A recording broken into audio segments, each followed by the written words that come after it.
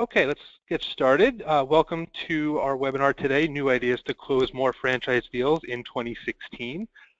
I'm Michael Kupper with Franchise Business Review, and I'm joined today by our president, Michelle Rowan, and our CEO and founder, Eric Stites. They're going to take you through this webinar in about 30 minutes. And just so you know, we are keeping our chat line open for questions. So if you have questions during the webinar, please feel free to type them in as we go. We'll try to address them along the way, and we will also have some time at the end for anything that we don't get to, so we can answer your questions at that point as well. So without further ado, I'm going to turn it over to Michelle to get us started. Thank you, Mike. So we're going to jump right in since we have 5 tips for you guys and only 30 minutes. So we're going to start with transparency and the importance of setting clear expectations right up front with candidates. I think a lot of people talk about transparency, and using your report, your franchisee satisfaction data, is a great way to actually show it. It's a great way to differentiate your brand from competitors that don't survey their franchisees or don't share the results. So it really shows that you're an open book. One of the great things that you can do with it is it allows you to get ahead of any potential issues that they might hear from franchisees anyways when they're using the FDD to call existing franchise owners and talk with them. So what we have here is we're showing you the tool where you can send the survey to your candidates before they get the FDD and before they reach out to your franchisee, so that they can start looking at the survey data, both the multiple choice answers and the comments that were made. It allows you to frame questions that they might want to ask if they get somebody on the phone that doesn't seem to be happy about different pieces of the business. You can talk to them about challenges that you know your franchisees are having so that you're ahead of it and how you're addressing it. You can also use it as a way to show them the amount of people that are dissatisfied versus satisfied. So if they happen to just pick up the phone and randomly call people and hit somebody on a bad day, that could raise a red flag, that could kind of scare them that people aren't happy. Whereas if they can see it in the context of everybody that's responded, it really helps them get a sense of they might have hit someone on a bad day, or that the majority of your owners are satisfied with the relationship that they have with you. So it's really a great way to show them that you are transparent, that you're sharing this information with them, that you're sharing the information back with your franchisees, and that you are all in this together, that you're really about finding out what the franchisees think about the system, and that they're helping you move the brand forward, and that when that franchisee or candidate becomes a franchisee, they're going to be part of this process. They're going to be asked those questions about their satisfaction with the brand, and allow you to show that transparency rather than just telling them that you're transparent and want to set that expectation with them. So Eric, I'm going to let you take number 2. Yeah, thanks, Michelle. Welcome, everybody. One of the things that certainly we hear across the industry from everybody is, you know, I like the quality of leads I'm getting, especially from my own website, but, you know, I wish I could just get more.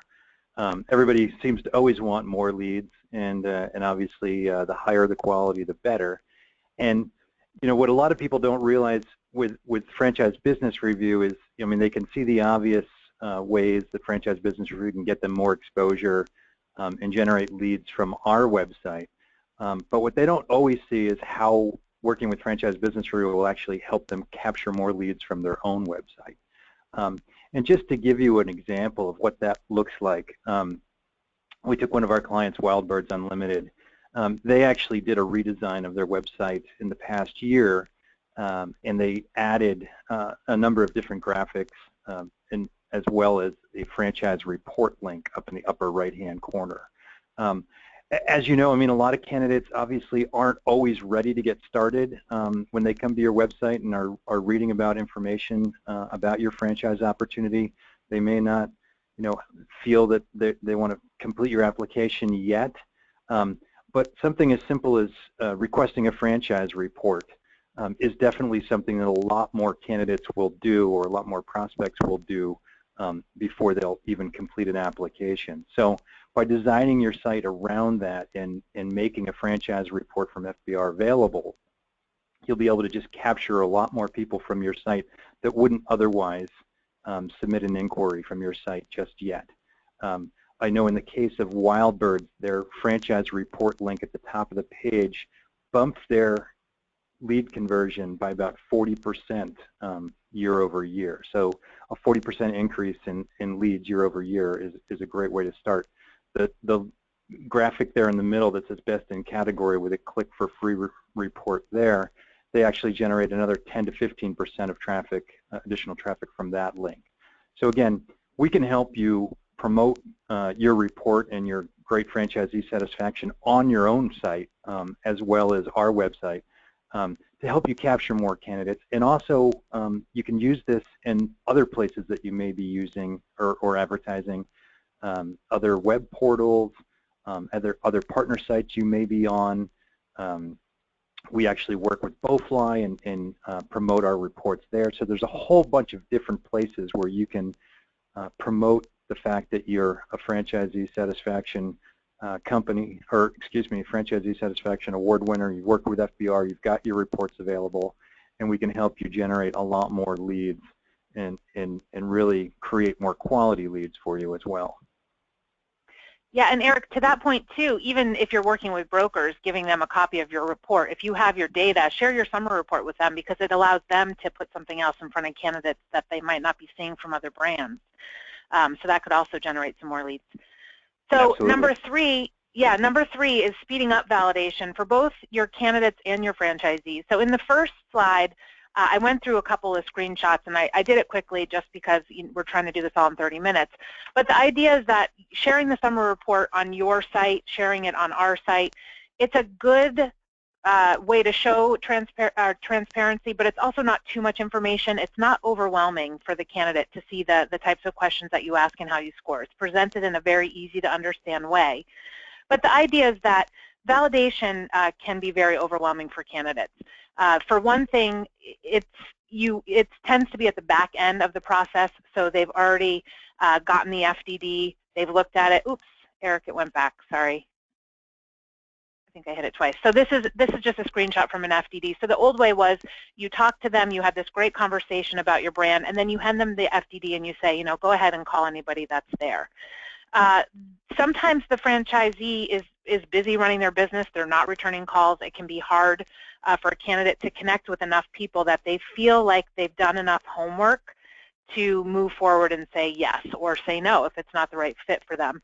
So instead of just kind of letting them go through the FDD and hopefully connect with enough people, you can give them access to the data. So beyond the summer report, you can see on the left-hand side here we have the participants. So you control when they get this in the process, but give them access to every survey that was actually completed. When people, so the candidates can see anybody that did share their name. If they don't share their name, they're still going to get to see that survey feedback, the open-ended comments, and the multiple choice responses, but they won't see who said it. But the piece that they can do with this part where they get to see the people is they can go in and they can read the survey, they can read the comments that are there, and then they have the opportunity to actually call that person and continue the conversation. So I've now just made that call a lot shorter because I've already read where they're located, how long they've been a franchisee, how many territories or units they actually own. I have this background information so I can start digging into the questions I have that aren't answered on here. So what it does is it makes the candidate feel like they're connecting to this person, they have this information, they make that call, they answer their questions, and it's shorter. It's taking less of your franchisee's time to answer those questions. And it gives them a way to stay engaged and read information as they're waiting to connect with your franchise owners on the call. So it just really helps keep them excited about the process. The second part of it is they can go in and use this filtering tool, which allows them to filter on any of the questions we ask. So if I'm a potential multi-unit owner, I can go in and look at how do the multi-unit owners respond, or I can look and see if you have veteran franchisees or how long your franchisees have been in the system. And so this one is an example of looking at just the newer franchisees. It allows me to relate to these franchisees more. They're newer, they've been through your most recent training and support for openings that you have out there, and I can get a sense of if this is a good fit for me. So this would be something that some of our clients, what they do is they do a webinar with the candidate, they show them how to use the tool, and then you can send them the link after so they can go in and play with those filters, and then you actually get to track and see if they went in and did their homework. So we have some clients that actually give them access to this tool before they hand them the FDD, so that they're not wasting their franchisees' times with those phone calls, but also to make that connection easier for both sides of it. Yeah, and the fourth point we wanted to make, obviously Franchise Business Review is a research company, but what a lot of people don't realize is we're also a PR company at the same time. And how that works is we get daily calls from the press looking for data on various aspects of franchising. It may be industry specific, it may be more general, just on entrepreneurship. It may be related to gender in franchising or other trends. It may be veterans in franchising. And all this information that we produce in our various reports gets fed out to the media. Certainly our Franchise Business Review members get kind of the primary positioning within that as well. So, when a press contact reaches out to us and is doing a story, I mean, all our companies' data or all the companies that we've surveyed, the data we can provide them, but we also obviously do a lot of introduction to our member companies, the companies that we work with very closely, and a lot of press gets generated out there on different companies, sometimes without even Franchise Business Review being mentioned. So, whether it be CNBC, the New York Times, QSR Magazine, Wall Street Journal, you name it, we feed these various media organizations information all the time. Sometimes it's just a little snippet as part of a larger article. Sometimes it's a very long franchise-specific article. Some work that we did a year ago, actually, in Delta Airlines for an article actually led to some opportunities to do co-op advertising this year with Delta as well. So there's a lot of kind of behind-the-scenes PR that a lot of people don't realize. Just to give you a quick example of that, QSR Magazine saw our latest food report that came out about a month ago and ran a feature story on the top 5 companies that were in that. So here on the homepage of QSR Magazine, Don Fox and Firehouse Subs, among a number of other QSR concepts, got some very good press. And this is, again, this happens all the time, and a lot of times people don't even realize that it has anything to do with Franchise Business Review. And we're okay with that, but it is kind of all about that visibility of your brand, so I think that's great. So the last point on here is about resurrecting zombie leads, as we're just behind Halloween, and I don't know that anybody would want to call him that guy. But there's a lot of people that you talk to and it doesn't seem to be the right timing, or they seem interested and then they just go dark on you. So one of the things that we've done with our clients is when they wrap a new survey, going back to that summer report, so it's not too much information, it's just a nice summary of the results that they got, to take that report or to take the announcement that they've made the awards list and to send them off an email to say, hey, we haven't touched base with you in a while. We thought you might be interested in our most recent report. So again, we're going back to that idea of you're giving them data. It's not just a sales check-in to say, are you ready to buy? It's more about giving them information that will get them to pull trigger and re-engage with you. And the great thing about doing this is you can make it very simple and just get them the report, idea being that they're engaged enough that they'll pick up the phone and call you, or using the tool to actually track if they've gone in and looked at the information. So the idea is that anything you can do to just kind of give them something new about your brand, to keep you top of mind, to share all that information with them, allows them to reach back out to you, or when you see that they've clicked and gone through and looked at your report, it's a great time to check in and just say, hey, I'm just curious if you ever did go into business by yourself or find a franchise, or if it's something that is a better time for you to invest your time to look at now. So again, I know that everyone's focused on more deals in 2016. How do I get more deals? And I think that what we want to show you is it's not just about getting that name through that website portal. It's more about how can you use the information you have to really present your brand and make it something that people want to engage and learn more about? How can you move your brand forward with these people?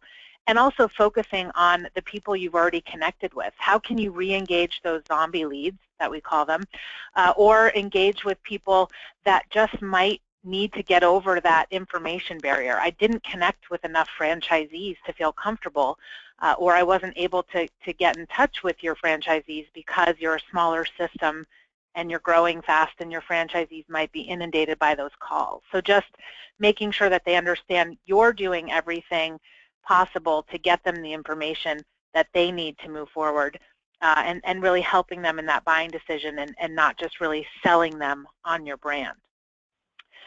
So here we've kind of summarized everything that the membership includes, and I think the bottom line is really that that our membership is less than the average cost per sale for the industry. So if it helps you close one more deal, it pays for itself, and everything above and beyond that extra deal is really just benefiting you.